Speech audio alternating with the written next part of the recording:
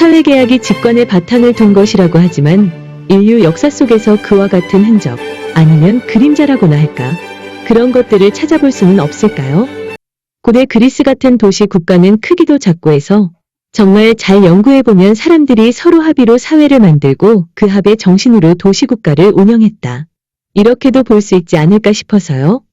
말씀대로 가끔 고대 그리스인과 로마인들 역시 사회계약의 형태를 이미 알고 있었다는 주장이 나오는 건 사실입니다. 그렇지만 고대 그리스인이나 로마인들에게 사회는 구성원들이 어떤 합의, 계약을 해서 만든 것이 아니라 원래부터 주어진 우주의 자연스러운 질서의 일부분이었고, 인간은 자연적으로 절로 집단적 삶을 살도록 본성을 타고 태어났다고 보았습니다.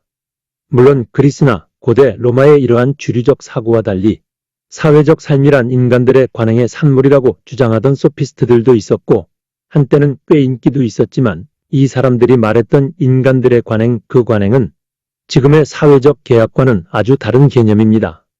고대 그리스, 로마인들이 인간이 누구인가에 대하여 많이 생각했었다고 들었는데 사회계약론에서 말하는 개인상에는 별 관심이 없었나 봅니다.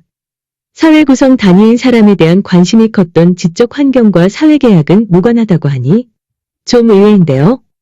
플라톤의 국가론에서 보듯이 일정한 숫자 이상의 사람들이 모이게 되면 거기에서 도시가 만들어진다는 식의 사고가 나선 것은 아니었습니다. 하지만 일반적으로 고대 철학자들 입장에서 인간 행위 양상이 점점 더 개인화된다는 것은 잘 정돈된 사회를 망치는 길이라고 보았습니다. 플라톤도 그랬죠. 그는 전제 정치는 각자가 선택한 대로 할 수 있는 권리를 가질 때 초래되는 것이라고 보았습니다. 그래서 그가 봤을 때 도시란 인간이 자주 할 수 없는 존재라는 한계에서 나온 결과물이었습니다. 플라톤이 보았을 때 사회는 인간 본성이 만들어낸 1차적 성과였고, 사회 또는 도시가 없다면 인간은 불완전한 존재라는 겁니다. 사회계약론자들은 이와 정반대의 입장을 취하죠.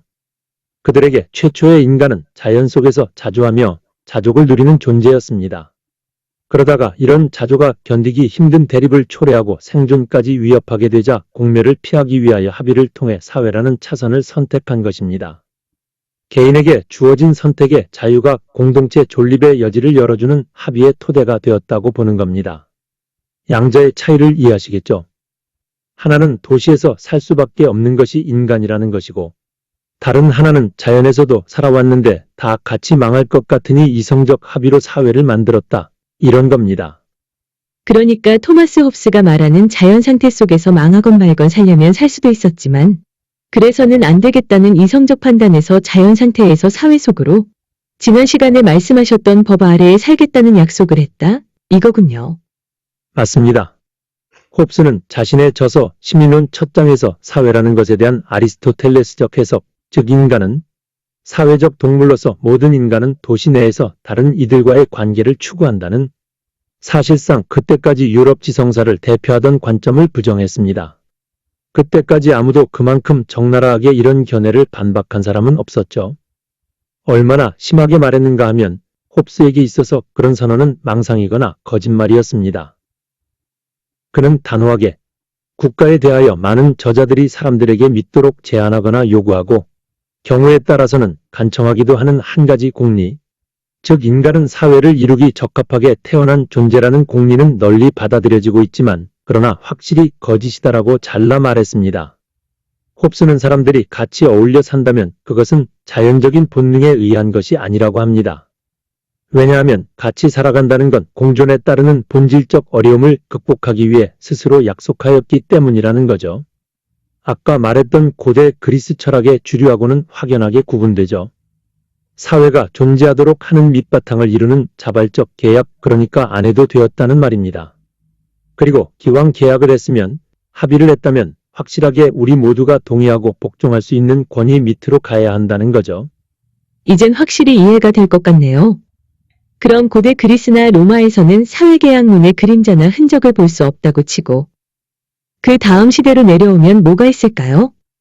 봉건사회 조직과 더불어 진행되었던 사회적 및 정치적 관행들이 어렴풋하게 남아 사회계약론의 그림자를 보여준다는 관점이 있습니다.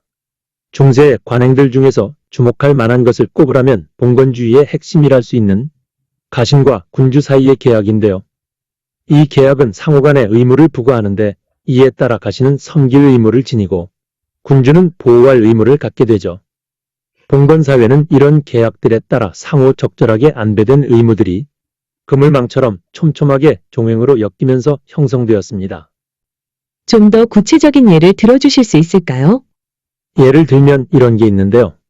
16세기의 영국의 헨리 8세와 엘리자베스 1세는 양도와 재교부라는 이름의 정책을 통해 정치 질서의 최상층에서 이 계약관념을 활용한 적이 있습니다. 이것은 아일랜드에 사는 영국 귀족들로 하여금 상호 합의에 의해 자신의 영지를 왕실에 양도하고 왕실에 대한 충성의 대가로 다시 이를 돌려받는다는 개념인데, 여기서 양도했다가 다시 받는다는 것은 실제로 무엇이 건너갔다가 다시 건네받은 것이 아니라 그냥 상징적 의식을 통해 그렇게 한 겁니다. 이런 관념적 거래에 의해 귀족들의 권리가 좀 더 나름의 정당성을 갖게 되고 확장된 거죠. 별것 아닌 이런 관념적 거래, 주고받기가 무슨 의미가 있느냐 하면 통치자의 힘을 통한 사실상의 지배에 모두에 의한 동의라는 절차적 정당성을 붙여주고 그것을 하나의 공인된 권리로 만들었다는 것입니다. 이런 역사적 사실을 사회계약론을 통해 철학적으로 탁월하게 확장한 사람 중에 하나가 루소였습니다.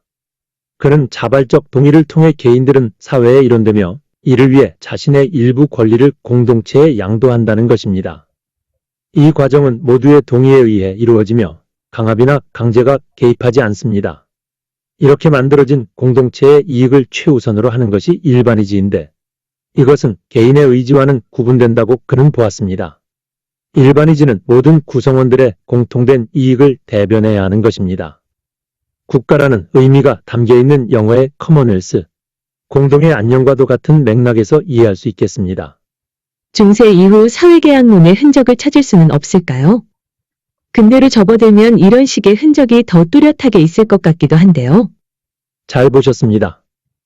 사회계약론을 가장 잘 보여주는 사례 중에 하나로 우리가 드는 것이 17세기의 메이플라워 서약입니다.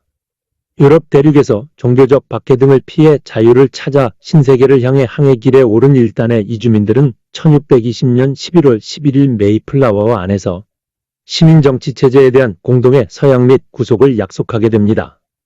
메이플라워 서약은 신대륙에서의 새로운 공동체 형성을 위한 자발적인 합의 문서로서 비록 소수의 구성원들 사이에서 이뤄진 것이긴 해도 통치 도구로서의 계약 개념의 활용을 잘 보여주는 역사적 경험이라고 할 수 있지요. 서약서에는 공동체의 질서와 안전을 위해 법과 규칙을 만들고 이를 따르겠다는 내용이 포함되어 있고 성인 남성이 모두 서명하였습니다. 자발적 동의와 합의를 통해 공동체를 형성하고 법과 규칙을 만들고 따르는 원칙은 신대륙 이주 사회에서의 최초의 자치규약으로 초기 미국 민주주의의 토대를 형성하였고 미국 헌법의 기초가 되었다는 평가를 받고 있습니다.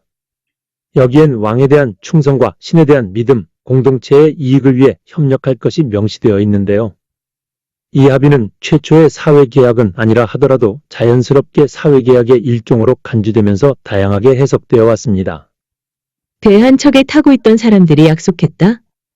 그 합의를 사회계약의 일종으로 간주하기에는 너무 규모가 적지 않을까요? 네, 그래서 과도한 미화라는 지적이 있기도 합니다.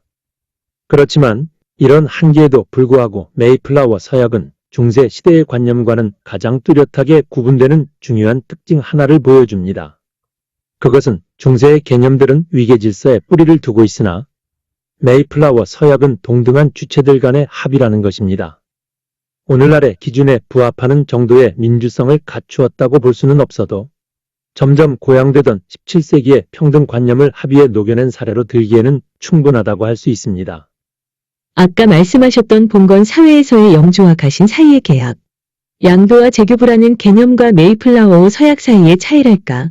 후자가 사회계약에 더 가깝다면 어떤 점에서 그렇다고 할 수 있을까요? 근대적 사회계약론이 중세와 확실히 구분되는 것 중에 하나는 중세적 사고가 종교를 중심으로 전개되었던 반면 사회계약론은 본질적으로 세속적이라는 겁니다. 중세 시대의 종교는 군주들의 권력을 정당화하는 궁극적인 기반으로서 그리고 세속 권력은 신의 의지의 전개로 간주되었습니다. 이를 위해 자주 반복되고 유력한 근거로 인용되었던 것은 로마서 13장 1절에서 2절 말씀이었죠. 각 사람은 위에 있는 권세들에게 복종하라. 권세는 하나님으로부터 나지 않음이 없나니 모든 권세는 다 하나님께서 정하신 바라.